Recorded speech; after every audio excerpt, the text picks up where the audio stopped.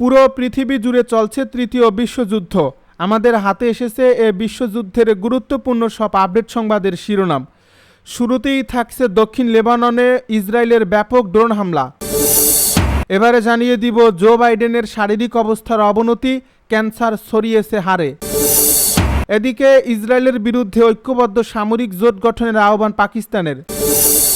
সব শেষে জানিয়ে দিব ইসরায়েলের বিরুদ্ধে মুসলিম দেশগুলোকে ঐক্যবদ্ধ হওয়ার আহ্বান পাকিস্তানের।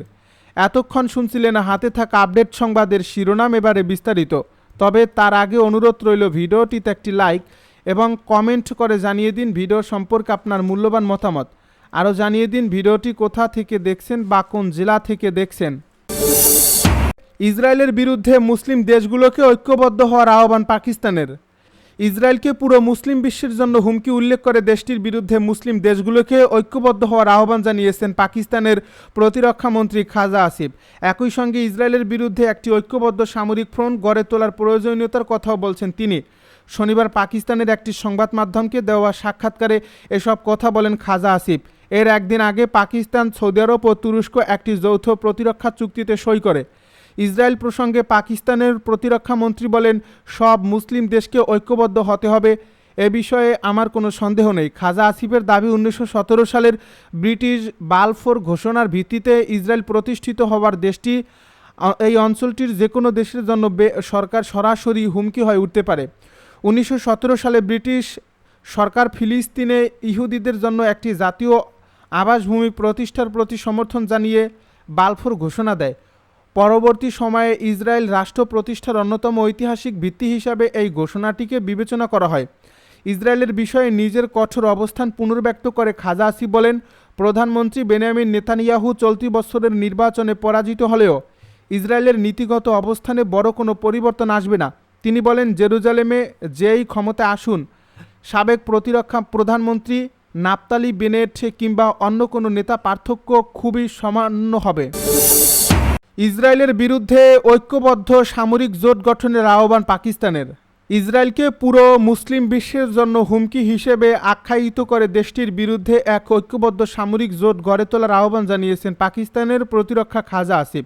শনিবার তুরস্ক ও সৌদি আরবের সাথে দেশের ঐতিহাসিক প্রতিরক্ষা চুক্তি স্বাক্ষরের পর জিও নিউজকে দেওয়া এক সাক্ষাৎকারে তিনি এই আহ্বান জানান।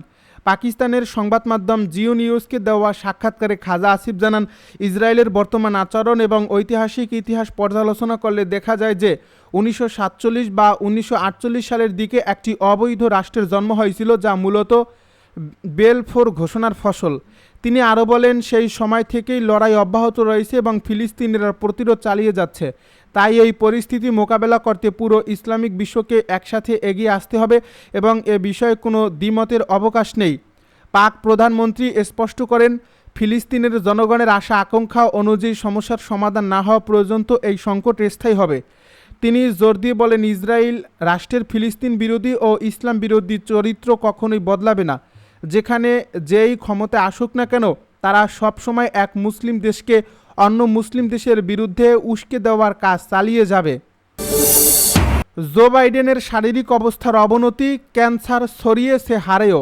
সাবেক মার্কিন প্রেসিডেন্ট জো বাইডেনের শারীরিক অবস্থার মারাত্মক অবনতি ঘটছে। তার প্রোস্টেট ক্যান্সার হাড় ও শরীরের অন্যান্য অংশে ছড়িয়ে পড়ার ফলে তিনি তীব্র যন্ত্রণায় দিন কাটাচ্ছেন।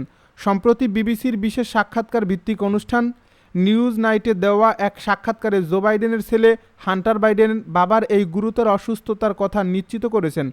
এই সাক্ষাৎকারে হান্টার বাইডেন জানান, তার বাবার এই ক্যান্সারটি দিন দিন আরও ছড়িয়ে পড়ছে। ক্যান্সারের এই মারাত্মক প্রভাবের কথা বর্ণনা করতে গিয়ে তিনি বলেন, এই রোগটি ছড়িয়ে পড়ার চূড়ান্ত পর্যায়ে পৌঁছে গেছে। এটি এখন আর হাড় ও শরীরের আরও গভীরে ছড়িয়ে পড়ছে। এর ফলে তিনি প্রচণ্ড ব্যথায় ভুগছেন, যা তাকে মারাত্মকভাবে দুর্বল করে ফেলেছে। জো বাইডেন প্রথম 2025 সালের মে মাসে প্রকাশ্যে জানান যে তিনি এক মারাত্মক ধরনের প্রোস্টেট ক্যান্সারে আক্রান্ত এবং তার ইতিমধ্যেই তার হাড়ে ছড়িয়ে পড়েছে। পরবর্তীতে ওই সময়ে একই বছরের অক্টোবরে তার এক মুখপাত্র থেকে জানানো হয়েছিল, ক্যান্সার নিয়ন্ত্রণে তিনি রেডিয়েশন ও হরমোন থেরাপির মতো উন্নত চিকিৎসা নিচ্ছেন। ক্যান্সারের মতো মারাত্মক দুরারোগ্য ব্যাধিতে আক্রান্ত হওয়া সত্ত্বেও জো বাইডেন সামাজিক ও রাজনৈতিক অনুষ্ঠান থেকে পুরোপুরি সরে যাননি। গত জুন মাসেও শিকাগোতে সাবেক মার্কিন প্রেসিডেন্ট বারাক ওবামার প্রেসিডেন্সিয়াল লাইব্রেরি উদ্বোধনী অনুষ্ঠানে অংশ নিতে দেখা গেছে তাকে। উল্লেখ্য 2009 থেকে 2017 সাল পর্যন্ত বারাক ওবামা প্রশাসনের ভাইস প্রেসিডেন্ট হিসেবে দায়িত্ব পালন করেছিলেন তিনি। শারীরিক যন্ত্রণা ও ক্যান্সারের সঙ্গে যুদ্ধের মধ্যেই আগামী 17 নভেম্বর জো বাইডেনের প্রেসিডেন্ট জীবনের স্মৃতিচারণমূলক আত্মজীবনী প্রকাশিত হওয়ার কথা রয়েছে। দক্ষিণ লেবাননে ইসরায়েলের ব্যাপক ড্রোন হামলা। দক্ষিণ লেবাননের নাবাতিহ জেলার কাফর রুম্মানে ইসরায়েলি ড্রোন হামলায় 2 জন আহত হয়েছেন। শনিবারে হামলা হয় বলে স্থানীয় সংবাদ মাধ্যমের বরাতে জানিয়েছে শাফাক নিউজ। নাবাতিহ এলাকায় আলী আল তাহের উচ্চভূমি ও নাবাতিহ আল ফাওকার উপকণ্ঠে গোলাবর্ষণও হয়েছে। একই এলাকায় ইসরায়েলের একটি বিমান থেকে বিস্ফোরক ফেলা হয়। এছাড়া ইসরায়েলি সেনারা সাজোয়া যান ও একটি বুলডোজার নিয়ে জাওতার আল গারবিহা এলাকায় প্রবেশ করে। মাফাদুন এলাকায়ও ইসরায়েলি ড্রোন 2টি হামলা চালিয়েছে। এছাড়া মারজাউন জেলার মাইস আল জাবাল এলাকায় একটি বাড়িতে ইসরায়েলি গোলাবর্ষণ এবং মেশিনগান থেকে গুলিবর্ষণের খবর পাওয়া গেছে। সুর জেলার আল মানসুরি এলাকাতেও গোলাবর্ষণ অব্যাহত ছিল। এদিকে নাবাতিহ জেলায় অবিস্ফোরিত বিস্ফোরক অপসারণের সময় 3 লেবানি সেনা আহত হয়েছে। তাদের মধ্যে একজনের আঘাত মাঝারি মাত্রার বলে জানিয়েছে লেবাননের সেনাবাহিনী। লেবাননের স্বাস্থ্য মন্ত্রণালয়ের তথ্য অনুযায়ী 7 আগস্ট পর্যন্ত ইসরায়েলি হামলায় দেশটিতে 4,335 জন নিহত এবং 12,273 জন আহত হয়েছে। নিহত ও আহতদের মধ্যে নারী ও শিশু রয়েছে। কয়েক সপ্তাহের মধ্যে ন্যাটোভুক্ত দেশে হামলা চালাতে পারে রাশিয়া, মার্কিন গোয়েন্দা সতর্কবার্তা। যুক্তরাষ্ট্রের গোয়েন্দারা সতর্ক করে বলেছেন, পশ্চিমা সামরিক জোট ন্যাটোর দৃঢ় সংকল্প পরীক্ষা করতে আগামী কয়েক সপ্তাহের মধ্যেই জোটটির কোনো সদস্য দেশে হামলা চালাতে পারে রাশিয়া। দ্য ওয়াল স্ট্রিট জার্নালের খবরে বলা হয়েছে, মার্কিন কর্মকর্তারা মনে করছেন চলতি শরৎকাল থেকে 2029 সালের মধ্যে যে কোনো সময় পূর্ব ইউরোপে সীমিত পরিসরে স্থল অনুপ্রবেশ কিংবা সাইবার হামলার মধ্য দিয়ে রাশিয়া উত্তেজনা বাড়ানোর চেষ্টা নিতে পারে। মার্কিন গোয়েন্দাদের এর আগের মূল্যায়নে বলা হয়েছিল, ইউক্রেন যুদ্ধে জড়ানো অবস্থায় রুশ প্রেসিডেন্ট ভ্লাদিমির পুতিন আর কোথাও হামলা চালাবেন না। তবে নতুন প্রতিবেদন মার্কিন গোয়েন্দাদের আগের সেই মূল্যায়নের উল্লেখযোগ্য পরিবর্তনই নির্দেশ করছে। গত মাসে দ্য টেলিগ্রাফ পত্রিকার প্রতিবেদনে বলা হয়েছিল, ইউরোপীয় এবং মার্কিন গোয়েন্দারা পোল্যান্ডের মাটিতে সশস্ত্র উস্কানি, গুরুত্বপূর্ণ অবকাঠামোয় ড্রোন বা ক্ষেপণাস্ত্র হামলা কিংবা ইউক্রেনের উপর দোষ চাপানোর জন্য সাজানো হামলার বিষয়ে রাশিয়ার পরিকল্পনার আভাস পেয়েছে। রাশিয়ার নেটো মিত্রগুলোর মধ্যে উত্তেজনা বাড়ানো এবং যুদ্ধের 5ম বার্ষিকীর আগে ইউক্রেনকে সমর্থন দেওয়া থেকে তাদেরকে বিরত রাখার কৌশল হিসেবে এমন পরিকল্পনা করছে বলে মূল্যায়ন করার কথা জানানো হয়েছিল প্রতিবেদনে। গত সপ্তাহে পোল্যান্ডে একটি রুশ ক্ষেপণাস্ত্র আছড়ে পড়া এবং গত মঙ্গলবার জার্মানির লাইপজিগ হালে বিমানবন্দরে একটি বিস্ফোরকবাহী ড্রোন পাওয়া যাওয়ার পর রাশিয়া এবার ন্যাটোভুক্ত দেশে উস্কানিমূলক হামলা চালাতে পারে বলে খবর প্রকাশ পেল।